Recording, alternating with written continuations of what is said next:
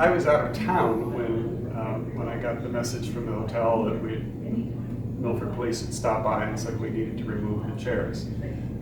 So I advised our manager to remove them, and then I started getting emails, and then people started spontaneously showing up with chairs. Yesterday morning, there was a group of people out there who brought their own chairs, and the response from the community was such that we decided to put the chairs back out and let's get it resolved. It was a silly decision, a silly ordinance that the borough passed. I think the Borough Council members are very well intentioned. I think they're good guys. I don't have any personal animus towards any of them. I've been treated with respect by them. But they've made a mistake, not just with this, but this whole campaign, this sort of overarching, treating Milford like like they're handing out detention slips to people whose sign is, 2 inches too low or something, and the sidewalk signs and the music. We've had music on our front porch since we opened. Now we have to get a permit. It just is, that isn't Milford. It isn't hospitable. It isn't supportive of a struggling downtown business community. And so I think what has really emerged out of this is, Milford on the verge, quite literally. Dick Snyder always tried to make is that these small towns that are really going through changes, they're going in one direction or the other. They're either degrading or they're improving. And he always would say it's not so much the rate of change, it's the direction of the change.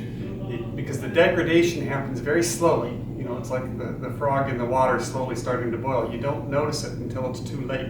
It happens incrementally, one little piece at a time. And in the last year, Milford's gone in the wrong direction. The courthouse, a battle that was divisive, a result that is not as bad as it could have been, but is absolutely a degradation of our historic district. The difficulties of the farmers market, a group of volunteers who should be celebrated and honored and welcomed and sat down and how do we work with you and cooperate, and instead they're being picked and over-regulated to death. The music, the sandwich board signs, now the rocking chairs. It's almost like, what is the campaign? What is the point? What is it? Who's complaining? There are always these vague complaints. They're never identified.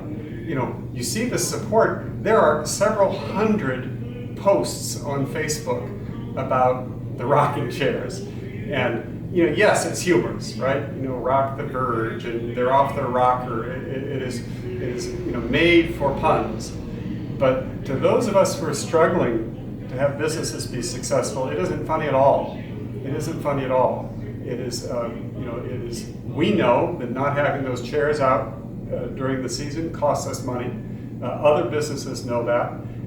We know the image of Milford as being so hostile to businesses is having a chilling effect on new investment. And that is very dangerous for the long-term future of the borough.